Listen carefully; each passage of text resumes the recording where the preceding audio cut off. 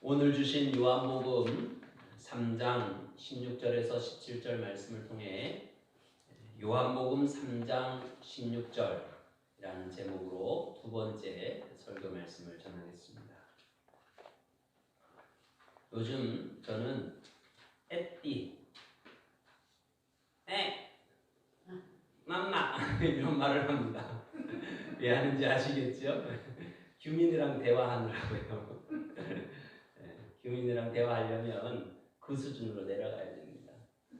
참 감사한 건 하나님께서 높고 높은 보좌에만 계시는 것이 아니라 낮고 낮은 이 자리에 그리고 영상으로 예배드리는 여러분 그 자리에도 함께 계심을 믿으시기 바랍니다. 아멘.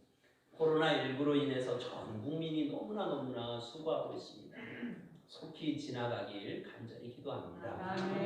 사태가 장기화되면서 심리적인 바이러스가 침투하는 걸 봅니다. 우울, 불안, 분노, 그리고 그로 인한 절망과 갈등과 같은 것들이죠. 이 시간을 통해 마음의 바이러스 퇴치되기를 간절히 기도합니다.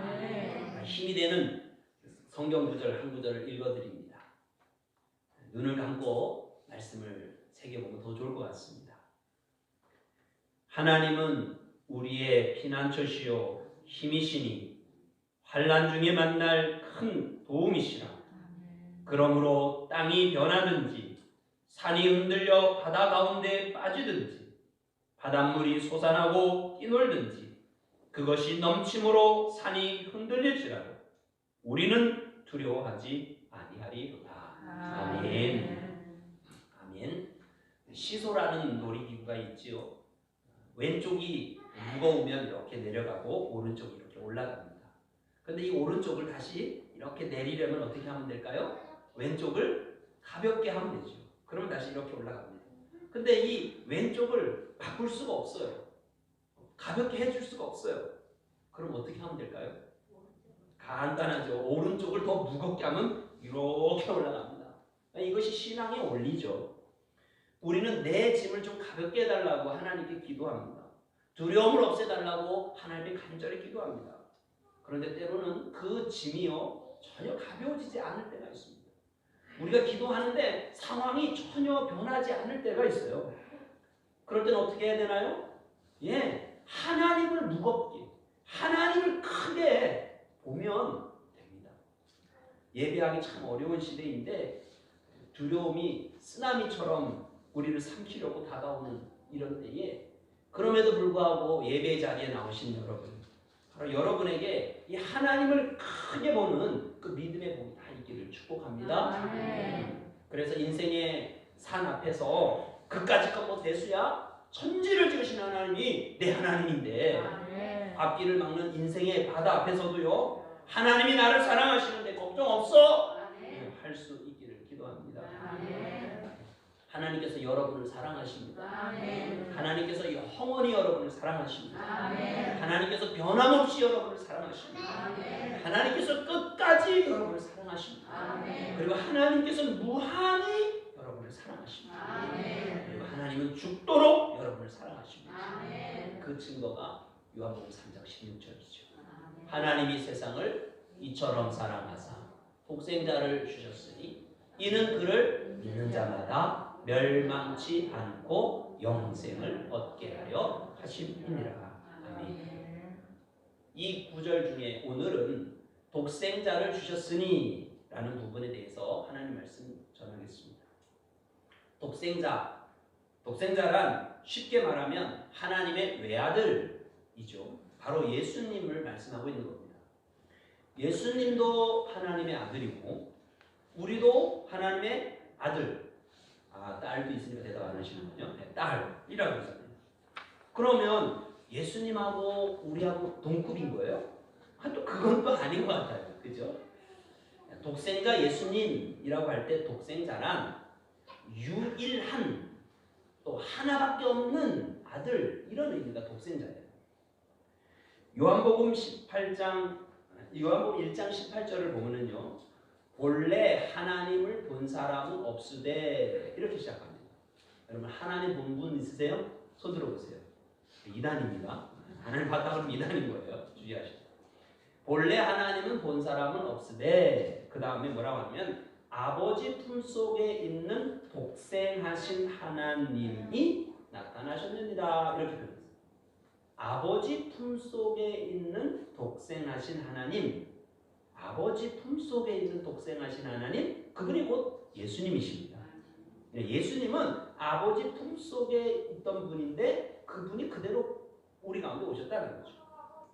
부모가 아이를 임신하거나 낳으면 자신의 유전자를 아이에게 전해주죠. 그럼 예수님은 바로 하나님의 유전자를 그대로 갖고 계시다는 거죠. 예수님은 하나님과 완전히 동일하신 분이라는 거예요. 하나님과 똑같이 영원하시고 하나님과 똑같이 무한하시고 하나님과 똑같이 지혜로우시고 하나님과 똑같이 전능하시고 하나님의 모든 속성을 그대로 다 예수님이 가지고 계신 분. 네, 그분이 바로 예수님이라는 거죠. 그래서 어느 날 빌립이요 예수님께 예수님 하나님 좀 보여주세요 했더니 예수님 뭐라 그러셨어요? 나를 본 자가 곧 하나님을 보았다라고 얘기하시는 거죠. 네, 그러므로 하나님이 세상을 이처럼 사랑하사 독생자를 주셨으니 할 때 독생자를 주셨으니는 곧 하나님 자신을 주셨으니 라는 말씀인 거죠. 자, 그러면 하나님이 왜 많고 많은 것 중에 하나님 자신을 주셨을까요? 정말 우리를 사랑하신다면 우리 아이들이 좋아하는 아이들에게는 아이들이 좋아하는 뭘 줘요? 과자를 주면 좋잖아요. 그리고 우리 어른들에게 뭘 주면 좋아요? 반찬거리, 아욱 같은 거, 그죠? 단백질과 칼륨이 풍부하대요. 골다공 중에 최고 좋은 음식품이래요. 그런 거 반찬 주면 좋잖아요. 근데 왜 하나님은 그런 거 안 주시고 하나님 자신을 주셨냐 이거예요. 제가 아는 교회의 한 장로님의 이야기입니다. 그 장로님께서 건강검진을 받은 후에 심계항진이라는 진단을 받았어요. 심계항진이란 뭐냐면요, 심장의 박동이 불규칙해져 하다는 것을, 그리고 빨라졌다 늦었다 이런 걸 자기가 느끼는 거예요. 그래서 이것 때문에 현기증이 나고요, 또 호흡이 곤란해지는 그런 일이 나타나는 심장 이상증의 하나가 심계항진이라는 증상이에요. 심장이 이상해졌다. 이 얘기를 들으니까 장로님 불안해진 거예요. 어떻게 할까 막 이러고 있는데 너무 불안해하시니까 의사 선생님이 좀 위로해 준다고 이런 말을 했어요. 걱정 마세요. 심계항진은 심장병 중에 가장 착한 병이에요. 근데 장로님 그 말이 전혀 위로가 안 되는 거죠. 이제 막 뛰어내리려고 하는 낙하선 병에게 자네 낙하선은 결함이 있다. 그러나 최악의 상황은 아니니까 그냥 뛰어. 뛸 수 있겠어요? 얼마나 불안하겠어요. 그 말을 하는 그 의사를 보고 있는데 장로님에게 문득 이런 생각이 들었어요. 앞에 있는 의사가 굉장히 젊고 건강하거든요. 야, 저 젊고 건강한 의사가 나한테 아주 깜짝 놀랄 제안을 하나 해줬으면 좋겠다. 심장을 바꿉시다. 내 심장은 튼튼하고 당신 심장은 약합니다. 내 심장은 깨끗하고 당신 심장은 병들었습니다. 내 심장을 가져가시고 활력을 누리세요. 당신의 심장을 내게 주시고 그 불규칙한 그 박동을 하는 그 심장은 내가 다 견뎌내겠습니다. 어딜 가면 이런 의사 만날 수 있을까요? 근데 저는 그런 의사가 있는 주소를 합니다. 요한복음 3장 16절입니다. 하나님이 세상을 이처럼 사랑하사 독생자를 주셨으니. 우리의 심장, 우리의 마음을 한번 검진해 보자고요.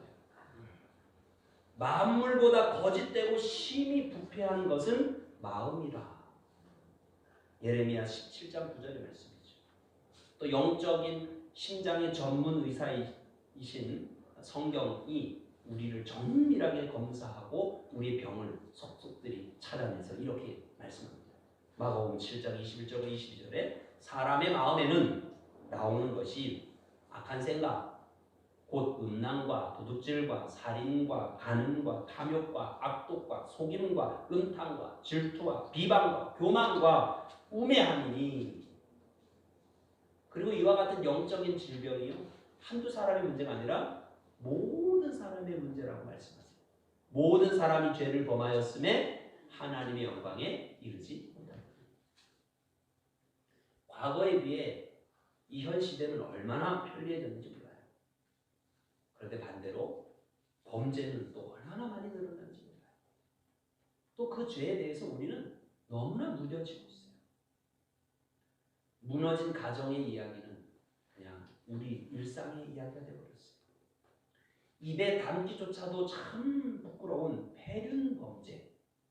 자식이 부모를, 부모가 자식을, 아내가 남편을, 남편이 아내를 폭행하고 살해하는 등의 이런 폐륜 범죄가 매년 증가하고 있어요.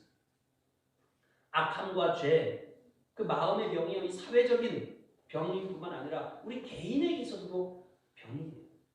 여러분 자신을 한번 간단하게 검진을 한번 해보세요. 10가지 계명이 있죠. 그 중에 4가지 계명을 한번 제가 해볼 테니까 여러분 평가 한번 해보세요. 첫 번째, 도둑질하지 말라. 출애굽기 20장 15절의 말씀이죠. 도둑질 해본 적 있나요? 종이 한 장, 동전 하나, 다른 사람을 10분 기다리게 했어. 그럼 그 사람의 시간을 훔친 거예요. 그런 것도 다 도둑질인 거예요. 둘째, 내 이웃에게 대하여 거짓 증거하지 말라. 난 거짓말 한 번도 안 했어. 그 말하는 순간 거짓말 한 거예요. 셋째, 간음하지 말라. 예수님께서는 정욕을 품고 여인을 바라본다면 이미 마음속에 간음하는 것이다 라고 말씀하셨어요. 죄 없다라고 할 수 있겠어요? 넷째, 살인하지 말라. 살인에 대해서는 결백합니다. 결백해 라고 주장하기 전에 한번 기억하세요. 예수님께서는요 분노를 살인과 똑같이 여기신다는 것을. 형제에게 노하는 자마다 심판을 받고 라고 말씀하십니다. 그러고 보면 하루에도 나는 너댓 명씩, 특히 운전할 때는 수십 명씩 그렇게 살인하는 것 같아요. 우리의 마음과 우리 예수님의 마음을 한번 비교해 볼까요? 예수님은 어떠세요? 죄가 없으세요. 예수님께서 야 너희 중에 누가 나를 죄로 책잡을 사람이 있느냐? 라고 물으셨어요. 제가 만약에 이렇게 질문했다면 여기저기서 손을 들고 저요 할 말 있어요. 정 목사요 이러면서 따질 사람들이 있을 겁니다. 요즘 설교를 인터넷 유튜브로 이렇게 올리잖아요. 그래서 더 조심스러워요. 한번 올려놓으면 언제라도 들을 수 있거든요. 여러분 주중에도 말씀을 또 되새겨서 들으시면 은혜가 될 겁니다. 근데 되새기면서 저거 실수했는데 이런 것들이 이제 부인할 수 없는, 발뺌할 수 없는 일이 벌어진 거죠. 혹시 저희 부족이 보이거든 넓은 아량으로 용서해 주시기 바랍니다. 아멘 안 하시는 분이 있는데 집에 가서라도 용서하시기 바랍니다. 하지만 예수님께서요 너희 중에 누가 나를 죄로 책잡을 사람이 있느냐? 라고 질문하신다면 누구도 예수님의 죄를 입증하지 못합니다. 예수님 당시 최고의 관리였던 빌라도가요 예수님을 재판했죠. 근데 아무런 죄를 찾지 못했다라고 고백하고 있습니다. 또 예수님을 3년 동안 따라다녔던 베드로는요 예수님은 죄를 범하지 아니하시고 그 입에 거짓도 없으시다라고 베드로전서에 기록하고 있습니다. 그러면 거룩하신 예수님께서 거룩하지 못한 우리의 마음의 상태를 딱 보시면 어떻게 하실까요? 훌륭한 심장병 의사는요 불규칙한 심장 박동을 딱 보거든요. 그냥 무시하지 않잖아요. 하나님께서 우리의 죄를 보시고 악의가 없는 실수야. 남들도 다 하는 거니까 괜찮아. 어쩔 수 없는 거지 뭐. 그냥 넘기지 않으세요. 왜냐하면 하나님은 재판관이시기 때문에. 우리의 상태에 대해서 넌 이렇게 했으면 좋겠다, 저렇게 했으면 좋겠다라는 제안이나 의견을 말씀하시는 것이 아니라 판결을 내리십니다. 유죄, 저주, 영벌. 이제 우리는 어떻게 해야 돼요? 그래도 다행히 성경이 만병통치약입니다. 성경 속에 약이 있습니다. 성경 속에 희망이 보이는 거죠. 고린도전서 15장 3절에 성경대로 그리스도께서 우리를 위하여 우리의 죄를 위하여 죽으시고 라고 기록하고 있고요. 갈라디아서 3장 13절에는요. 그리스도께서 우리를 위하여 저주받으시사 율법의 저주에서 우리를 속량하셨으니, 율법의 저주에서 우리를 속량하셨다라는 건 율법의 저주에서 우리를 건져주셨으니 라는 뜻이에요. 우리를 위하여, 우리의 죄를 위하여 죽으셨다는 거죠. 여기서 우리를 위하여라는 뜻은 우리를 대신하여라는 거예요. 도둑질하고 거짓말하는 우리를 대신해서 예수님이 죽으셨다는 거죠. 간음하고 살인하는 우리를 대신하여 예수님이 저주를 받으셨다는 거죠. 예수 그리스도께서 우리의 죄를 당신 안에 두시고 하나님께 나를 처벌해 주시오 라고 청하셨다는 거예요. 이 사실을 깊이 깨달은 중국인 성도가 있었어요. 세례 받을 때 목사님께서 십자가의 의미를 좀 확실히 깨닫고 있는지 확인하려고 질문하였습니다. 아무개 성도님, 예수님께는 죄가 있었습니까? 예. 이 성도가 그렇게 말해요. 당황한 목사님이 같은 질문을 반복합니다. 그래도 예, 예수님께는 죄가 있었습니다.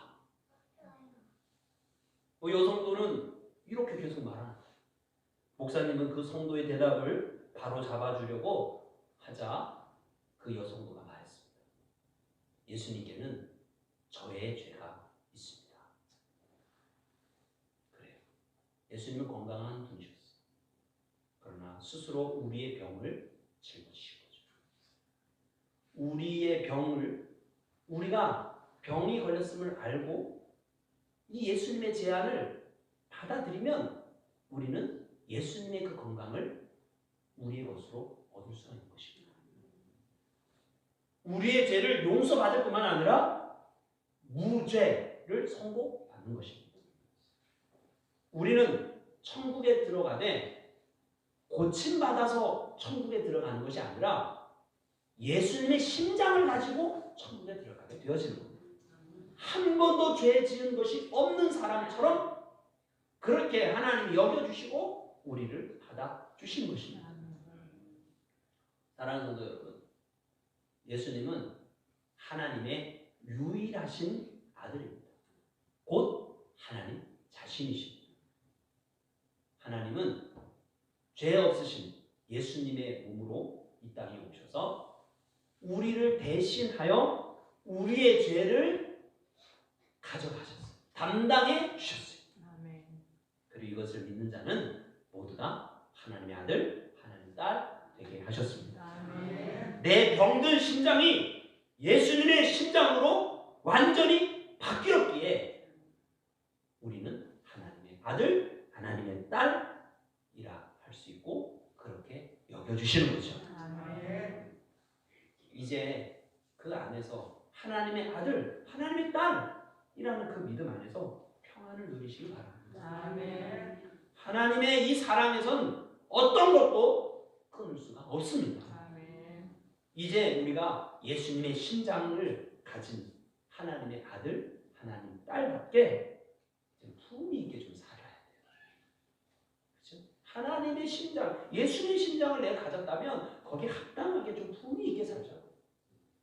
이웃을 사랑하면서 그렇게 좀 살았으면 좋겠어요. 이렇게 불안하고 이렇게 혼란한 때에 우리는 하나님의 아들, 하나님의 딸, 내 심장은 이제 예수님의 심장이야. 난 그런 존재야. 이 안에서 근사하게 좀 살아갔으면 좋겠습니다. 그래서 세상에 위로를 전하고, 세상에 주의 사랑을 전하고, 세상에 주의 평안을 전하는 여러분들이 심리적인 바이러스를 몰아내는 행복 바이러스, 예수 바이러스, 사랑의 바이러스가 다 되길 축복합니다. 아멘.